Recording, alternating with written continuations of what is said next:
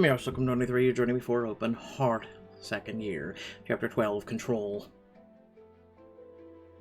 High above the city, silhouetted against the pink sky, an eagle sedately rides a thermal breeze. You follow with your eyes through the window, mind drifting further and further. Casey. You reluctantly tear your gaze away from the window, the events of the last 2 days crashing back into your mind. Sorry, what were you saying? Your vitals are completely normal. I'm discharging you. You are safe to resume normal activity. So, I can go to the memorial for Bobby and Danny? Yes, of course, if you think you're ready, that is. I wouldn't miss it. Bobby and Danny were more than just colleagues. They were friends. I want to honor their memory. I feel exactly the same way. You steel yourself, gazing out the tiny door of the room to the hospital corridor. After that, back to work. Are you sure you're ready for that? After everything that's happened. The beeping of the heart rate monitor accelerates, betraying your feelings to Ethan. He gives you a knowing look. Ethan tenderly touches your hand. Casey, if you need to talk. I'm fine, really. Thank you. I'm fine. It's okay if you need more time. Nobody expects you to jump right back in. Danny needed more time. Bobby needed more. I don't. I understand. But before the memorial, there is someone else I have to see. Later that day, you pull up outside a small, tidy house, following the directions on your phone. You walk up to the door and knock. Hello. I'm here to see The door flies open, and you see a small, wrinkled woman gazing up at you. Are you Dr. Valentine? I am. She lunges forward, grabbing you in an enormous hug. Oof. Oh, Raph has told me so many lovely things about you. I'm Juliana, his grandmother. Please come in. You follow Juliana in her kitchen, where a table is covered in delicate candies, and bright yellow custard sprinkled with coconut. It smells divine. I have food, I have drinks, I have anything you could need. My home is yours. Oh, please, this is all too much. Nonsense, you saved my beautiful boy. Nothing is too much for you. He helped save me, too. You know, we saved each other. Then, when he visits you, let your grandmother dote over him. Come, eat. The door creaks open, and you see a sheepish Raph leaning heavily on the frame. Vovo, please, you're embarrassing me. What would you be embarrassed of, A grandmother who loves you and knows how to treat her guests? Now please eat. Well, one treat couldn't hurt. As if you'll be able to stop with just one. You take a kazonu and pop it in your mouth. It's sublime, the nutty flavor melting on your tongue. That is amazing. Of course it is. I made it, didn't I? But where are my manners? Let me pack you a tin. Juliana busies herself packing up a tin of sweets as you quietly make your way to Raph. Hey, how are you doing? Well, I'm walking on my own 2 feet, and I can make it up the stairs to my bedroom without wheezing, so that's something. And things between you and Sora are definitely over. But, I think that's for the best. She was right. My heart wasn't in it. I don't think it ever really was. It'll take time, but I think we'll be best as friends. That makes sense. Are you coming to the memorial for Danny and Bobby? I wanted to, but the doctors are worried about my immune system after what I went through. They want me to steer clear of big crowds, as if Pixelberry's like taking a point at something. He shakes his head and a real pain shines in his eyes. Pathetic, isn't it? I can't even go to a memorial of the men I failed to save. Stop it. Bobby and Danny wouldn't want to see it that way, and you know it. The only person who deserves to feel guilty about what happened to them is Travis, and he's not around anymore. You and we got a second chance at life. We have to make that mean something. Raph nods, and after a moment, smiles. What would I do without you in my life, Casey? All the same stuff, probably, but you wouldn't have anyone else to sass you about it. Listen, I know you have to get to the memorial, but if you have a few minutes, I'd love some company on my walk. Today I'm attempting an entire block. So, big stuff. The memorial's not for a few more hours, and Raph looks like he needs someone to talk to. share a private moment with Raph, and maybe even rekindle an old flame. Hey, just think, if it wasn't for Pixelberry forcing us and Raph apart, for those of you who chose Raph, we wouldn't be having this discussion at all, let alone half the storylines that have happened. Thank God some of you boycotted, and I've personally been, like, barking up their tree, but I digress. Remember, always speak with your wallet. Alright, but fair warning, my pace isn't what it used to be. Good, then I'll finally be able to keep up. Vovo, Casey and I are going for a quick walk around the block, okay? Are you sure that's a good idea? The doctor said you shouldn't be pushing yourself. He also said I need to build up my strength. Besides, Casey's a doctor, remember? And, she says it's alright. Well, if Casey says so, just be safe. It's a promise. Raph kisses his grandmother goodbye, and the two of you head out. Together you walk side by side through Raph's neighborhood. So, how are you doing? Good, great even. That's what you said in front of your adorably worried grandmother. But I'm asking you, for real, how are you? He sighs. I honestly don't know. The truth is, Casey, I'm all over the place. Some moments I feel grateful, others all I can think about is Bobby and Danny, and how we let them down, how we didn't save them. I keep replaying that moment, thinking if I had only moved faster, if I'd seen the signs sooner, if I had thought fast enough to throw myself on the goddamn canister. You did everything you could. No, there's always more I could have done. Until there isn't. If you had died back there, you wouldn't be here today. You wouldn't be here tomorrow. Think of all the good you can do for the rest of your life. Think of the second chance you got. Raph is silent, lost in thought. Then he lets out a deep sigh. You're right, which brings up an even bigger problem. But what are you even talking about? When I was an EMT, I let it define me. It was my whole identity. Once I believed that, it led to me taking bigger and bigger risks. I always told myself I was ready to die to save someone. I think at some point it actually became not my goal, but a measure of my value, if that makes sense. It does. So what? If you didn't take any crazy risks, you weren't trying hard enough? It sounds crazy when you say it like that, but yeah, being willing to lose my life to save someone else was proof that I was where I was meant to be, that I was making the right choices. Now I'm realizing that maybe it was just a self-fulfilling prophecy. I don't think you're wrong, but what changed to make you realize all this? The look on Vovo's face when I came home. I saw her desperation and her fear, the way she hugged me and sobbed, and I thought, what if I had really died? How could I do that to her, to you, to everyone? As Spock said, the needs of the many outweigh the needs of the one. You reach out, squeezing Raph's shoulder. I'll explain at the end of the video. The things you did as an EMT were amazing, but you can't be everyone's hero. There's so much more to you than taking big risks, Raph. You're you, and you matter. The two of you round a corner where a pair of old men playing chess tip their hats to Raph as he passes. A few children nearby point and wave, and across the street, a young man grins. There he is, my man! Back from the dead and better than ever. Tell me you're come help out at the community center tonight? All the ladies are very worried about you. You're saying that because you don't want me to, you don't want to teach Samba alone. Oh, you know how handsy Ethel can get once the music heats up? For real though, let's head overtime, yeah? Drinks on me. As he turns to go, you look at Raph, beaming. God, they really love you here, don't they? It's a warm neighborhood. We all love each other. You know what I mean, Raph? Look at how they look at you. It's great, but it can be a lot of pressure. Is that why you wanted to leave? Yes. No. A part of it? I just felt like if my career was over anyway, I might as well get some fresh start.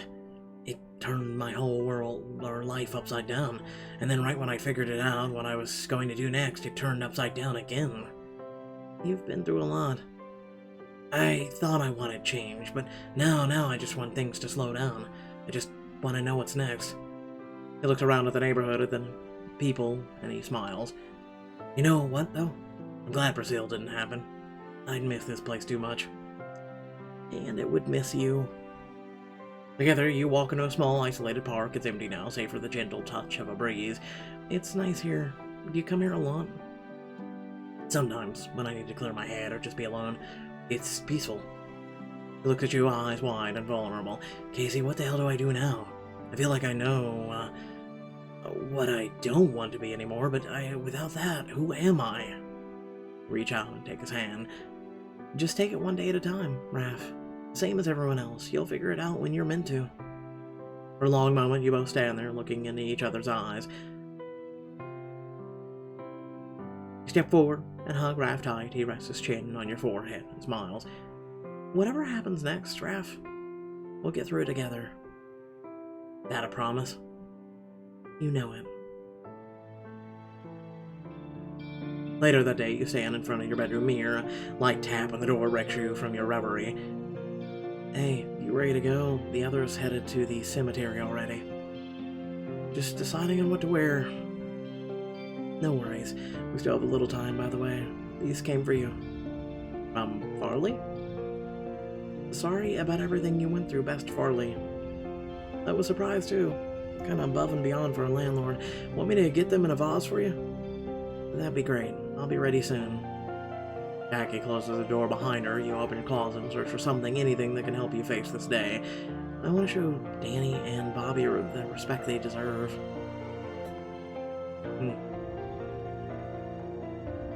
Remembrance are some people you never forget. You change and check yourself in the mirror. You notice a flicker of life returning to your eyes. Ah, yes. As a person who's been to 12 funerals, that's what returns to your eyes when you're wearing a funeral garment. This is perfect. That's complete sarcasm, by the way. You listlessly flip through a radio station as Jackie drives to the memorial, heart hammering in your chest as she pulls up to the cemetery gates. Whoa. Oh my god. The cemetery parking lot is full. You recognize doctors, nurses, paramedics, and even former patients among the crowd. Jackie finds a place to park along the street near the entrance, and you take a breath and get out of the car. 2 caskets heaped with flowers are at the front, a picture of Danny next to one and Bobby next to the other. You find Elijah and Bryce sitting in a row of folding chairs. So Danny pulls up the panels off the table, right? Turns to the guy and says, I don't have a taser, but these do a pretty good job. Administration let him get away with that? They never heard about it, obviously. We were all just happy someone figured out how to get the jerk to let us do our jobs. But by then, Bobby had shown up to drag him away. It wasn't the toughest emergency surgery I'd ever done, but it was definitely the most eventful. Bryce, how have I never heard the story?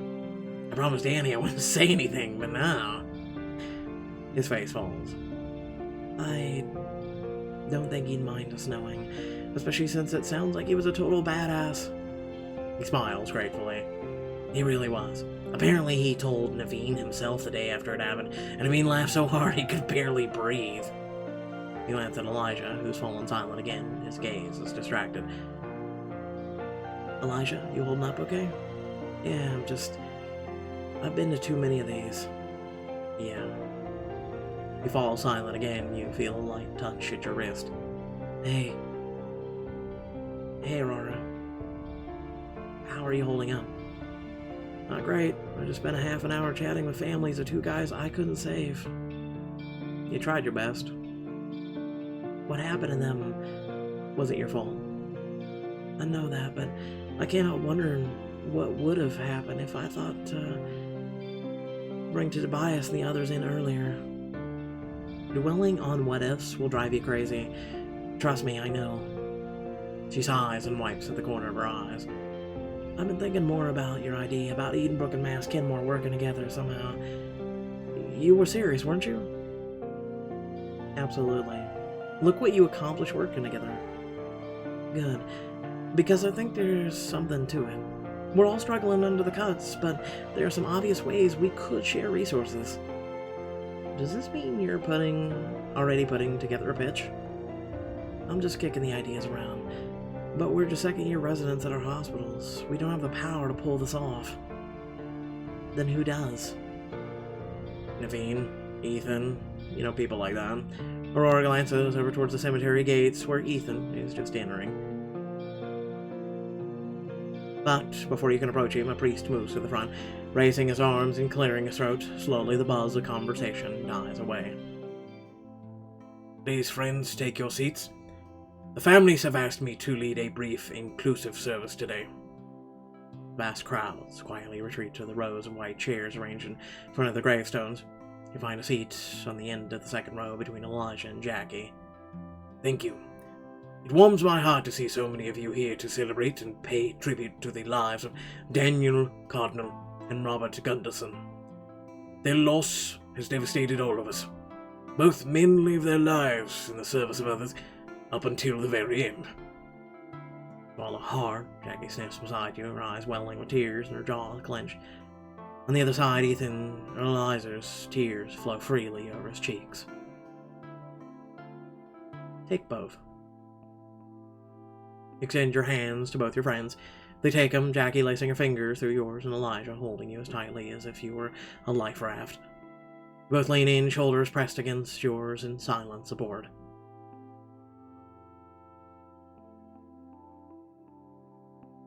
Even as a little boy, Daniel took care of others.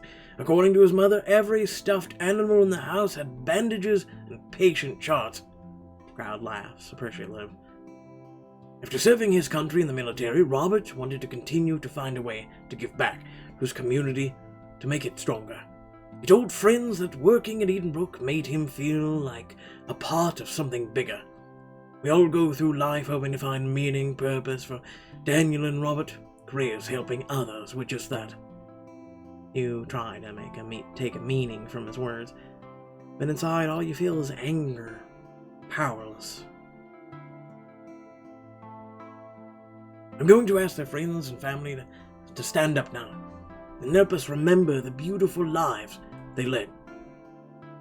Rain begins to fall. The clouds darken and swell as if they're about to burst. Waves of grief and joy pass through you as you listen to childhood friends, family members, and colleagues fondly recall their loved ones. Bobby's sister has just finished and is taking a seat. The priest turns to you. Dr. Valentine, you were with both Daniel and Robert at the inn. Did you want to say a few words? Everyone's eyes are on you, most of them wet with tears. You take in the sea of devastated faces before you. There are at least double as many people as chairs. You look down at the scrap of paper in your hands where you wrote your thoughts. I'd like to say a few words. You move to the podium, tears prickling at the backs of your eyes, glancing down at your sheet of crumpled paper. We've heard so much today about the amazing people Danny and Bobby were. For me, and for everyone who worked with them, they made every day brighter. Bobby always had a smile on his face, a nickname for every doctor in the hospital, and you all know it's a big place. Crowd chuckled softly. And Danny wasn't just one of the best nurses I'd ever had the privilege of working with. I counted him as a friend. I still remember sitting out on Boston Common with him and my friends, sharing a picnic as we watched an old movie together. He helped this new place, this new city, feel like home. What happened was proof of how brave they were. You all know I was there during the attack, and without Danny and Bobby standing by the way they did, I might not be here today. They never flinched, never wavered, not for a second. The world is a darker place without them. I'll miss their smiles, their jokes, their commitment. But most of all, I'll miss them. The people they were. I want to thank them both. For everything. With that, you move back to your chair, shoulders heaving, and you try to keep your emotions under control. Thank you, everyone, for sharing your memories of these remarkable men. Please follow me in leaving a flower behind for remembrance.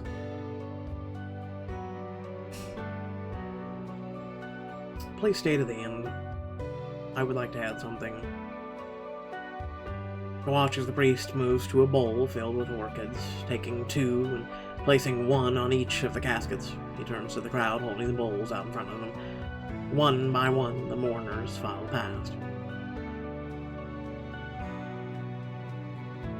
You carefully lay an orchid on first Danny's casket and then Bobby's and return your seat.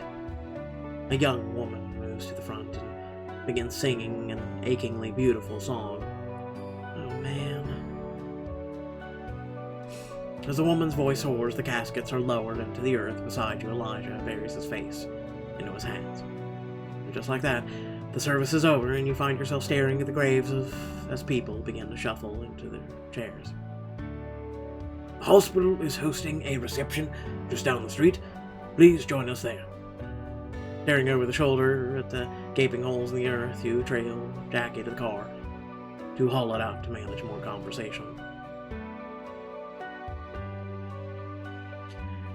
The reception is already packed when you arrive. Food has been laid out on a long buffet table. All around the room are pictures of Danny and Bobby, smiling, laughing with friends, family, and traveling the world. I'm gonna go check in with Elijah. He was really struggling through the service. Let me know if you need me. Jackie moves away through the crowd just as you spot Sienna, looking a bit wrung out in the corner of the room. You move over to her. Hey, I didn't see you at the service. I was standing in the back near Ethan. It didn't feel right to take a seat when there were so many old people there. How are you holding up? I'm just so... Sienna clenches her fists and dumps them on her legs. So freaking mad. At who? At everyone. That scrummy senator, Travis, the whole freaking world. The world is already so scary. Why do so many people have to make it worse by hurting each other? If you can ever answer that, let me know. Because that's a question I've been asking myself and everyone else since I was a kid. Sienna, because it's human nature. They have always been good and terrible people, and people in between. It's how the world works. Yeah, well, the world sucks. It's hard to disagree with that. I guess we just have to hope that the good guys outnumber the Eds and Travises one day. That would be a really nice world. And something I've pushed for since... especially being a content creator. I know Danny, and I never really became anything more, but I guess part of me always thought maybe...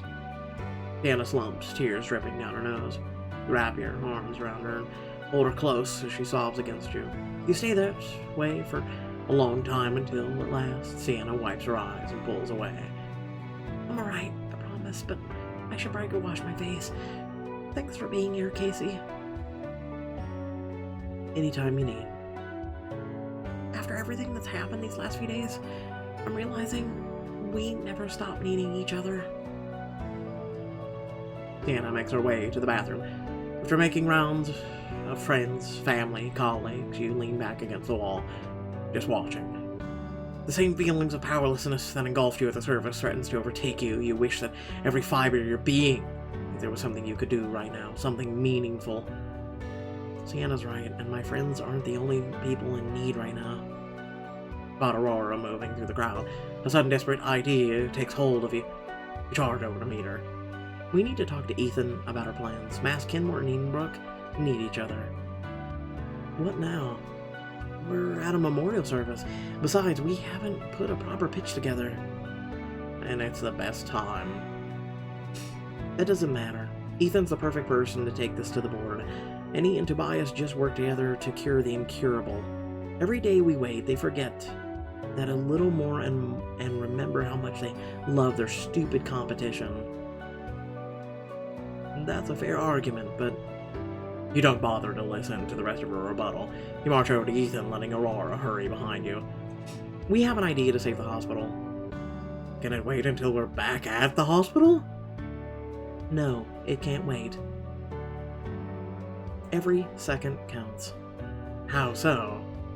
You turn to Aurora, who sucks in a deep breath and steals a sideward glance at you, and then reluctantly launches into it. We want to convince Mass Kenmore and Edenbrook to form a partnership to shoulder the budget cuts. If we can share resources and reduce redundancies, we can balance the losses and neither hospital would go under. The fact that our two hospitals came together to cure a previously incurable disease is big news, and Senator Ed's attack means the press is interested in us right now. Our best chance of getting both hospitals to agree to this is to strike while the publicity's good. Ethan sits back, his eyes never leaving yours. You feel like he's put you between two panes of glass and is studying you beneath a microscope. It's a bold idea. So help us pitch it. We're nobodies. The board of the hospitals won't listen to us. But if you and Tobias bring this to them... Ethan holds up a hand to silence you. Casey, you have to know that even if we convince them, this isn't a cure-all.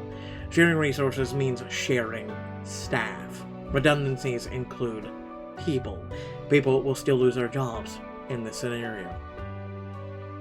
Then I'll be the first person to volunteer for the layoffs. If that what it comes to take to save Edenbrook, so be it. Ethan and Aurora share a startled look. You don't need to throw yourself on the fire for this, Casey.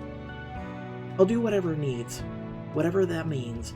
So will you talk to Tobias? I don't know that there's much point, Casey. I doubt Tobias would be on board if he knew I was... Danny and Bobby just died for Edenbrook. The least you can do is talk to a man you don't like to save it. I'm liking this side. Ethan gives you a long, searching look. You look away, afraid that he can see right through you. I'm not saying no, just give me a little time to look into it, okay? Fine. Casey, can we talk for a moment? I'll leave you two alone. She gives you a worried look as she steps away. I'm sick of everyone looking at me like that. I know it must be frustrating, but you have to understand that what happened at the hospital is still very raw for everyone. And if the trauma is that fresh for people who care about you, we can only imagine what it must feel like for you. If only more people did that. And that's one of the problems with the world. You know what it was like for me? You were there with me. Which is why I'm so worried that you're trying to push past it too quickly. I saw that what the attack did to you, Casey, how it ripped away all of your control. It's okay to acknowledge that, to live in that feeling. No, it's not. Frustrated, you huff out of breath and walk away. You thought doing something would help you feel more in control, but if anything, you feel more powerless than ever before. You spend the rest of the reception drifting between the attendees, listening to stories about Danny and Bobby and through the years, until finally the hall begins to clear. I really should head home, but I don't want to be alone yet. You look around and realize that most of your friends are already gone. The only faces left that you recognize are Jackie, Bryce, and Ethan. Oh, God, Jesus, didn't we avoid you?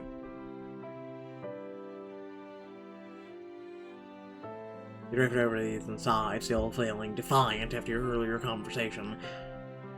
What are you still doing here? I meant to leave an hour ago, but... But what? But you were still here. A wave of exhaustion washes over you, and suddenly you want nothing more than to lean your head on his shoulder. Only dimly do you remember that you're still trying to stay away from each other. Can I drive you home? Sure. Heavy rain washes the streets as Ethan drives you back to your apartment. You stare out at the gleaming city, washed silver in sodden moonlight. Do you think it knows? What? The rain. It just seems too appropriate. Like it knows today was a day for gray and tears and misery. Ethan glances at you and then back to the road, slowly, carefully to take a turn. Dirty water sprays up against the windows. I think that's what we're bringing to it, but I take your meaning. He pulls over to the curb outside of your apartment, wipers swishing swiftly back and forth as you sit in the warm car. Are you okay? I don't think I've asked you that yet. No, you haven't. And no, I don't think I am. Danny and Bobby dying, it's hit us all hard. It's not them, it's you. He turns away from you, face anguish. You've seen that look before, through the window of the hazmat suit. When Naveen was sick, I could still focus on work, but you're sitting here with me, fine, out of danger. And all I can think about is how terrified I was when I was going to watch you die. That I'd never get to see you again. Never get to say, Ethan. And I have to keep worrying that if I lose track of you, if I leave you alone, it could happen again. But I won't have the power to stop it this time to save you. Trust me, I'm not going anywhere. All of it makes me realize just... I don't want to hide anymore. I don't want to waste whatever precious time we have together worrying about what people think. What are you saying? That we put our relationship publicly? I'm saying I'm done pretending, Casey. I need you. Gazes in your eyes, and you see his own are heavy with desperate longing. Give in to your passions by spending the night with Ethan. I swear to God, the writers have never been to a funeral ever. You do not feel like Bounce Chicka Wow Wow after losing someone regardless. The only reason I'm collecting this is because you all enjoy the diamond scenes. I need you too, Ethan. Ethan puts his car in park, but makes no move to open the door. When he turns back to you, there are tears shimmering in his eyes. Ethan. Don't worry, I'm not sad, just overwhelmed. What you said that night in the hospital got me thinking. The idea that I'd never touched you again, it almost more than I could bear.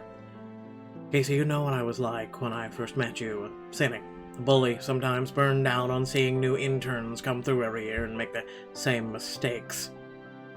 I like to think I made some brand new mistakes. Thank you very much. Your mistakes were more creative than most, I'll give you that. When I thought you wouldn't be on my team, that I wouldn't be responsible for your development as a doctor, I thought maybe there was a chance. If the only thing at stake were my reputation, but once you joined my team, I worried it wouldn't be fair to you. That I wouldn't push you the way you needed to be pushed. And I couldn't stand the thought of someone might suggest you slept your way onto the diagnostics team. You earned your place. And I thought I was strong enough to hold my feelings back to support your career. I'm sorry if I... Don't be. And now that I've spent time worrying about your life, I just can't bring myself to care anymore about any of that. That is, if you feel the same way. He reaches forward, gazing deeply into your eyes. He leans imperceptibly closer. Lips part as his mouth finds yours, and for a moment you forget everything else. The isolation room, a funeral. The only thing is the softness of his lips against yours, the slow insistence of his tongue drawing out yours, the heat that races through you at his touch. Ethan. He gives you another gentle kiss and then pulls away. I'm sorry, this isn't the right time, I know. I should be trying to take care of you, not... No, it's good. I don't want to push you into anything you don't want. I want this. I want you. Just not right now. You can't imagine how much I was hoping you'd say that. He touches your cheek, and just that light contact sends a trail of fire across your skin. And you're not the only one feeling it. The windows of the car are fogged up from the heat between you, blocking all view of the rain that still drums against the roof. Is that all you were hoping for? Honestly, no, but I want you to tell me what you need right now.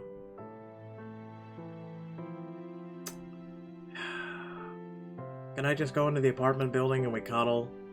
Seriously, I'm not in the mood for this shit today. You awkwardly climb over the center console and straddle his waist. Are you sure you don't want to go in? Give you time to change your mind again? Not a chance. Grab a shirt collar and pulls lips against yours. Your tongues meet, desperately intertwining. Ethan reaches behind him and pulls the seat lever. The seat drops back in a sudden movement.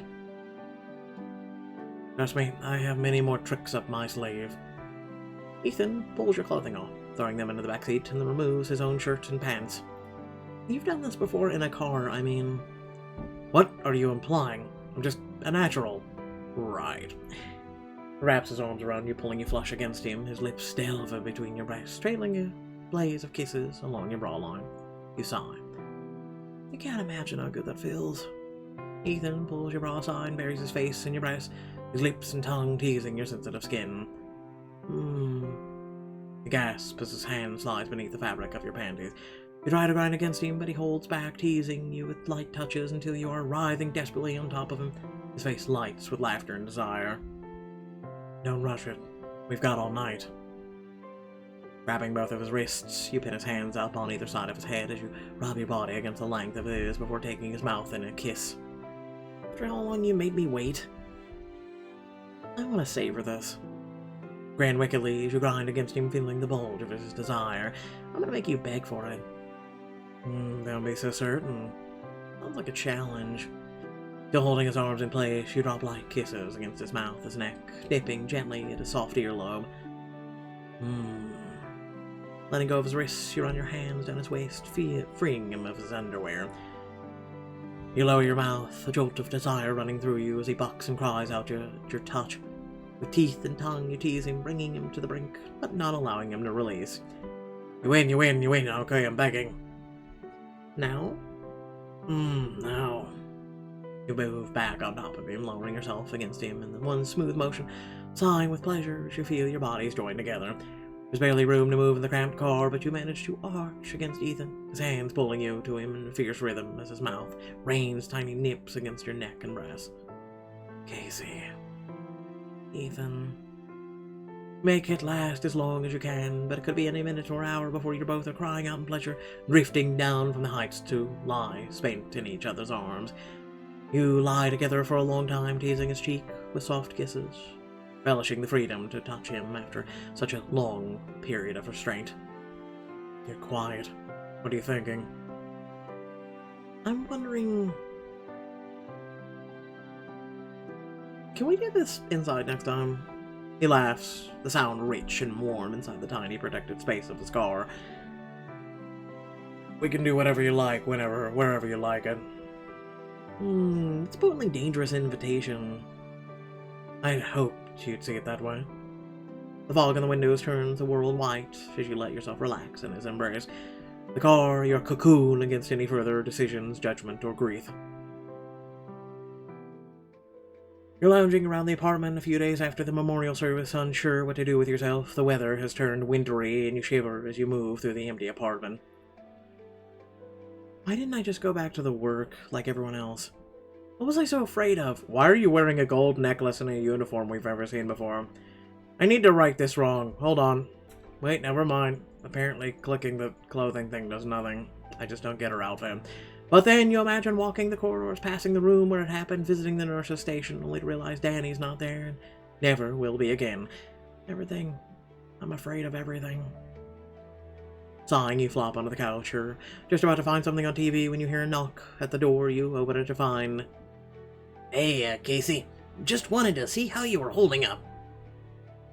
Farley, thank you for the flowers. He smiles sheepishly. You're welcome. Awful what you had to go through. True, but I was very lucky. I heard what happened to your friends. I'm sorry about that. Hell of a thing. Thanks, Farley. That's really kind of you. As he reaches up to scratch his head, you notice a small, circular rash on the inside of his wrist. Farley, how long has that rash been there? That little thing, a couple days, I guess. You should get it checked out. It could be a symptom of something bigger. I really can't. Times are kinda lean. My insurance deductible's not so great. What about the free clinic? It's only free to drop in. I gotta pay for anything that happens if I'm admitted, and I don't want to gamble like that. I'm part of a team with a little more freedom than the rest of the hospital. If my boss agreed to treat you pro bono, you wouldn't have to pay a cent. And I can just drop in and ask for that? What was it? You sigh, biting your lower lip. There's only one way to make it happen. Stealing yourself, you suck in a breath. No, I'd come in with you and get it set up. I could oversee your care while you're there, make sure everything goes smoothly. Oh, I mean, I wouldn't say no to free, but if anyone tries to slip me a bill, I'm adding it to your rent. Fair enough. Meet me outside in 10? I'll be there with bells on. You close the door behind you and suck in a deep breath, trying to get your heart rate under control. I'm really going back. I just hope I can handle it. You're heading back to the hospital for the first time since the attack. Are you ready to face it all? Keep playing to find out.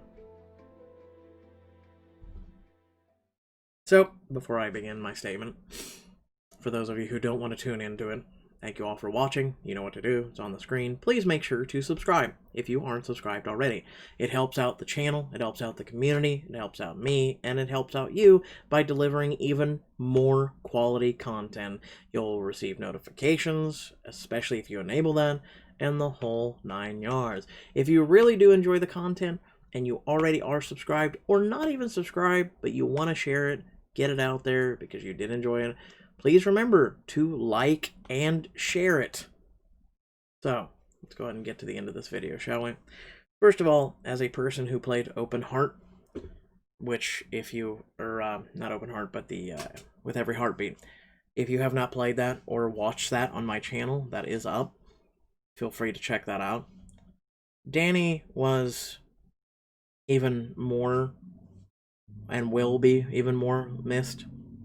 Bobby was not in that. There was another security guard, but it would have been nice if they would have added him. Perhaps Pixelberry would reconsider maybe even adding him in place of the bodyguard that's in there. And maybe adding a little bit more for Bobby. We didn't really get to know Bobby. It was very short and sweet. But I still get the meaning of it. So let me say this, as a person who's like Raph. Every single day, I go through my life, and I don't know what I'm doing with it. I really don't. I thought I had my life figured out when I was 16 years old. I was going through college prep, tech prep, and I had my whole life in front of me. And then I learned that I was going to have a brother. And I knew that I needed to stop my life, put it on hold, and help him. By doing so, when a doctor said he would die, and to make peace with him, I pushed him. And I continue to take care of him, and now not just him, but I have another brother as well, who has a Behçet's disease, was hospitalized for 28 days, continues to need medical attention, care, and whatnot. And now, as they sit at home, because of this whole situation in the world, I have to homeschool them. And now we have to go through that, and the teachers kind of just forsaken them and not given a crap. The needs of the many will always outweigh the needs of the one or the few. That's the way life should be.